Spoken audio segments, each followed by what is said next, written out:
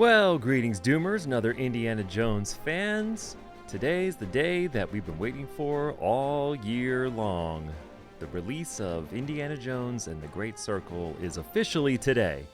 Like a lot of you, I couldn't wait, so of course I had to get one of the pre-order packages so I could start playing the game right away on the 5th. So I've been playing it for the last 4 days, and these are my initial spoiler-free impressions. This is my game footage, so if you don't want any spoilers at all, I guess don't watch any of the game footage. But I haven't gotten very far yet in the game. I'm only in like the 3rd area, which will mean something to people that have already played it.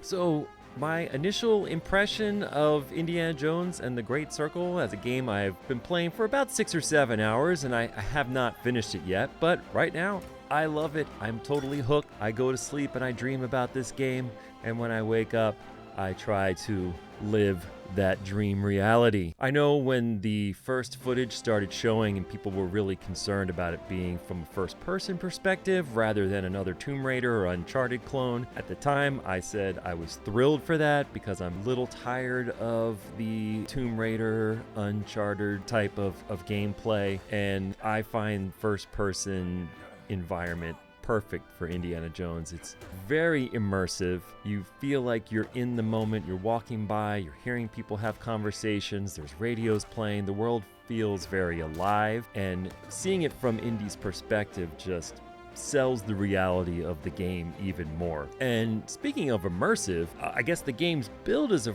first-person shooter, but I've been playing it like an immersive sim, which, if you're not familiar, it's a type of first-person game where it's based more on stealth and finding different solutions to the same problems and finding different ways around within the same game. It's not all just running into a room and blasting people like Wolfenstein. This game allows you to play your own way, and that's pretty much what I've been doing. I've been sneaking around, knocking guards out, hiding their bodies so they don't tip off the other guard. I have been going around solving the combination puzzles using notes found in the rooms, sneaking around through different ways to get into the same door. Basically the kind of stuff that I was doing in games like Thief or Deus Ex or Dishonored. I don't know if these guys intended to make an immersive sim, but so far, as far as I've gotten in the game, it's very possible to play that way. I have not killed a single fascist yet. I've managed to use my wits and sneak ability and fists to kind of solve most of the problems I've gotten into in the game. And I like the ability to kind of almost roleplay. I'm not a psychopath by nature, so just going in guns blazes and shooting everybody is not the way I like to approach games.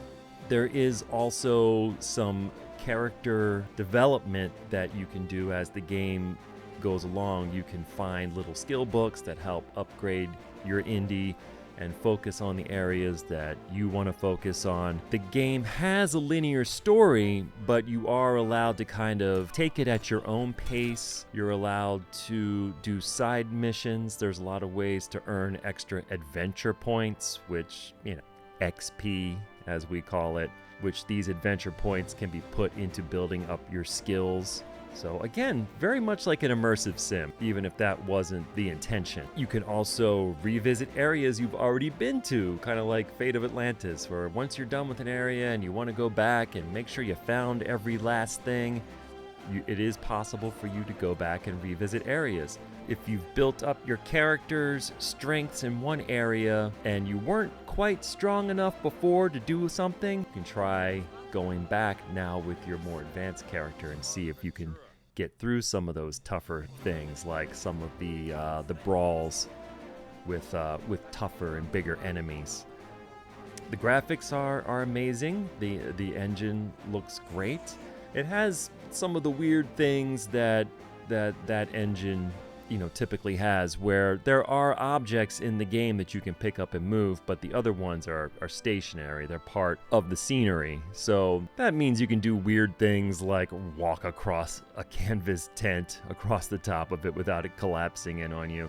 There was one point where I was shimmying around a building and I ended up walking across some shutters. Just the kind of things that happen in that engine where not everything is reactive to the player. Glitches, I've seen a few, not many. I haven't had any crashes. I've seen a few characters do some, the weird things that characters do in 3D games, but nothing that really threw me out. Most of the errors I've seen have been in the text that you read. I've noticed a lot of typos, and I don't know if that was just because they just didn't have time to proofread it all. I'm hoping that stuff will get updated at some point. But overall, really enjoying the game. It's a lot of fun. It's the best Indiana Jones game I think I've probably ever played. I'm hard pressed to think of one that's better, and I've played just about all of them, starting with that terrible Atari 2600 Raiders of the Lost Ark game. If you're as old as I am, you remember that one. I liked Infernal Machine, but those Tomb Raider type, climbing and just making sure you're standing in the right place when you grab the ledge. This game does have those type of puzzles, but it's not the whole game, and they are fairly intuitive. I haven't gotten to any point where I'm sitting there like, where am I supposed to jump? It's all been very clear. The whip is a great tool. It's a lot of fun. You can use it both as a rope and for combat. You can whip weapons out of your enemy's hands and then use them against them. I believe you get a achievement if you, say, grab a nightstick out of one of their hands and then bash them over the head with it. There are so many things in the environment you can use as weapons. There's always shovels or fly swatters or paintbrushes or wrenches, or there's always little objects laying around that you can pick up and use it to bash a fascist over the head with. It's all good fun.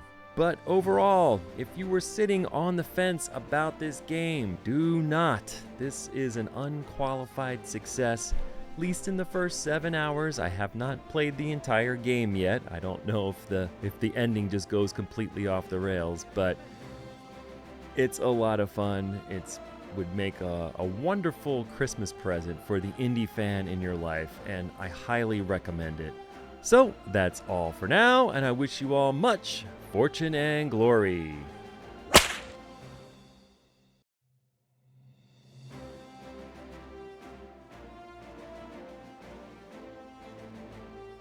My son came over last night to check it out, and 6 hours later, I had to throw him out of the house. I'm like, all right, I need my TV back.